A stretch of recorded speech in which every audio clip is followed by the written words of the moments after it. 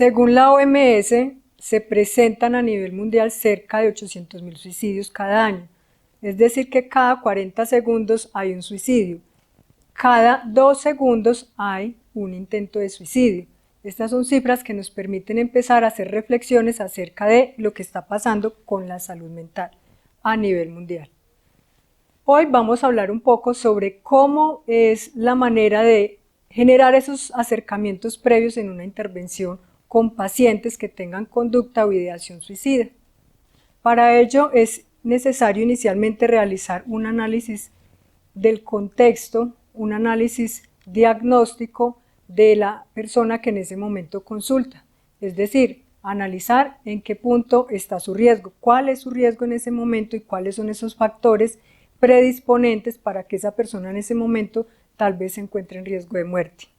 Una vez se hace ese primer acercamiento, es importante que nuestro paciente sienta que estamos validando sus emociones, que estamos validando esa situación de sufrimiento en el que se encuentra en ese momento, pero que también es un espacio donde se puede sentir seguro de expresarse, de desahogarse y de encontrar oportunidades donde pueda resurgir de ese momento de sufrimiento.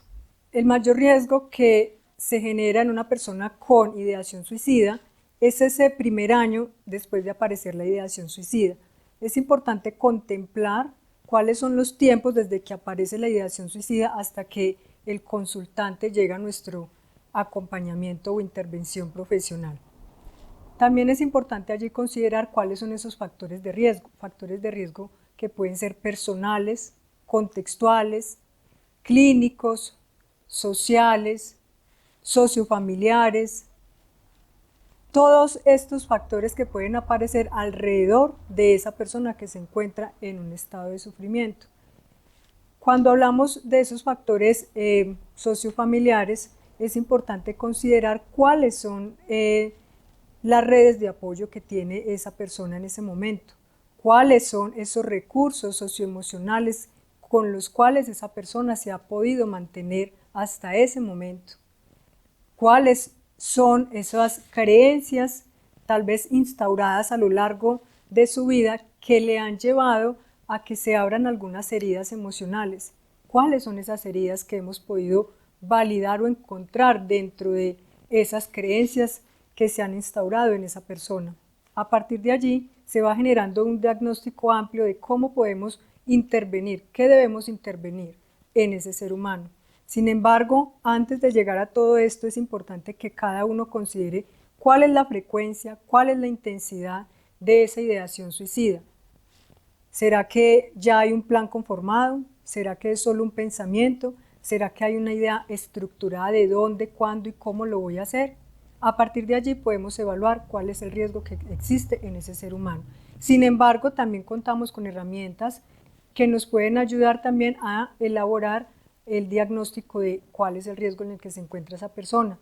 No obstante, es importante y muy importante ese concepto clínico que nosotros podemos tener alrededor de lo que hemos podido observar en esa entrevista inicial. Hace poco me sucedió algo que no me había pasado en ningún otro contexto o en ningún otro caso que estuviera atendiendo.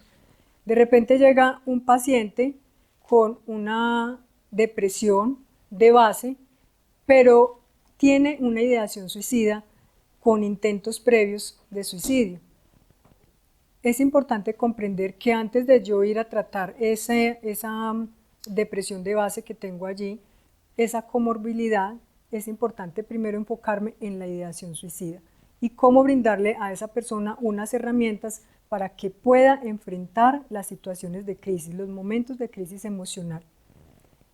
Este paciente en algún momento venía sin ninguna medicación, la había suspendido años atrás y de repente inicia un proceso con farmacología que, siendo un factor protector en el momento de presentarse una crisis como esta, también para mí se convertía en un factor de riesgo.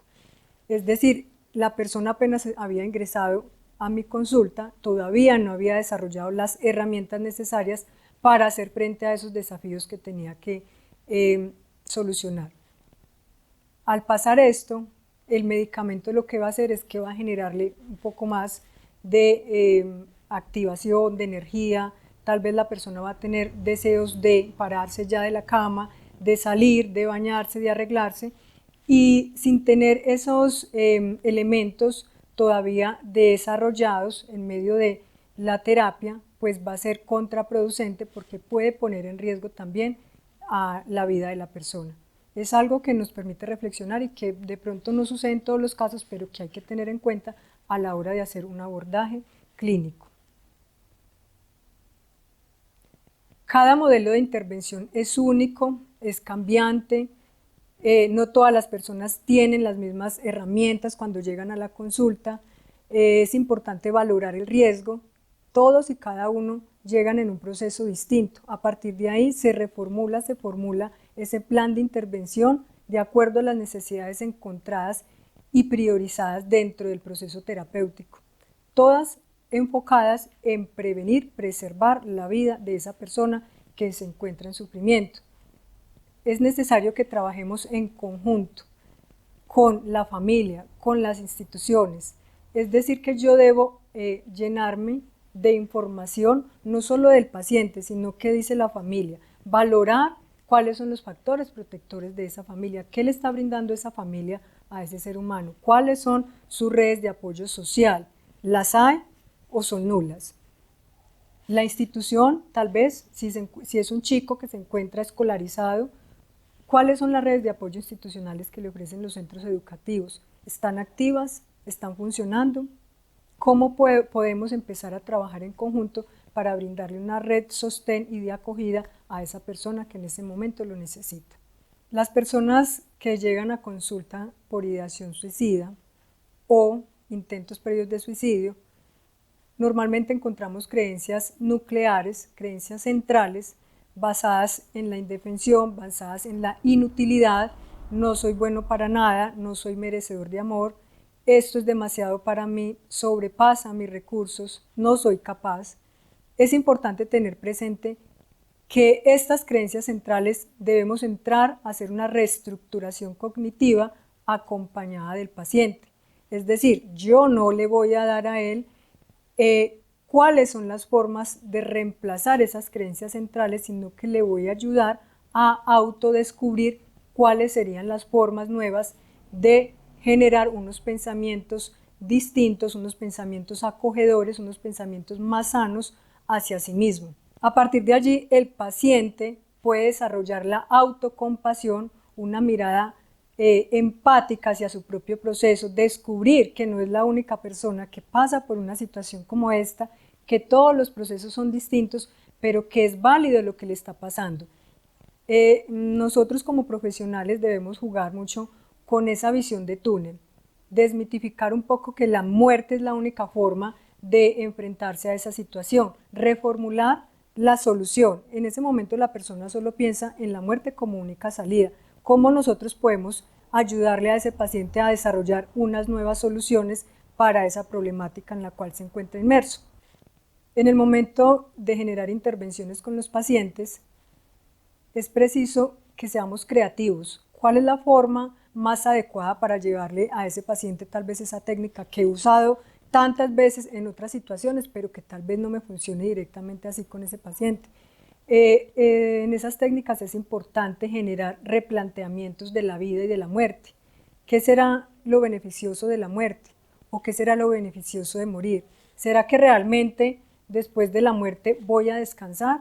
¿No será necesario más bien que para yo encontrar realmente ese descanso debo estar vivo para poder validarlo, sentirlo en el momento en que logre esa estabilidad emocional? Hay que generar unos cuestionamientos reflexivos y en algún momento confrontativos con los pacientes que tengan este tipo de conductas. Si es posible encontrar la unión entre la familia y el consultante, esto significa una gran red de apoyo para nuestro proceso terapéutico. Recordemos pues que nosotros aquí somos unos guías, unos orientadores en el proceso, pero quien realmente hace la intervención fuerte es el consultante. Y si cuenta con el apoyo de la familia como un factor protector, pues esto va a potencializar un poco toda la intervención.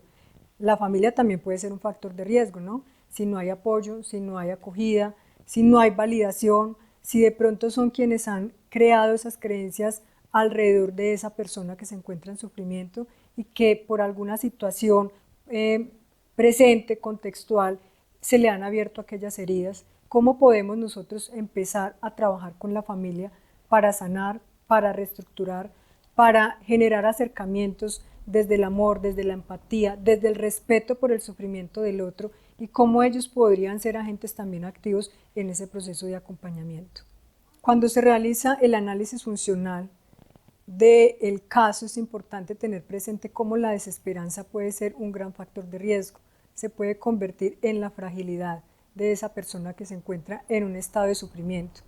La desesperanza, vista en las palabras del paciente como no voy a ser capaz, no tengo razones para vivir, y no es que no las tenga, no las puede ver en ese momento. Recordemos que se encuentra en una visión de túnel.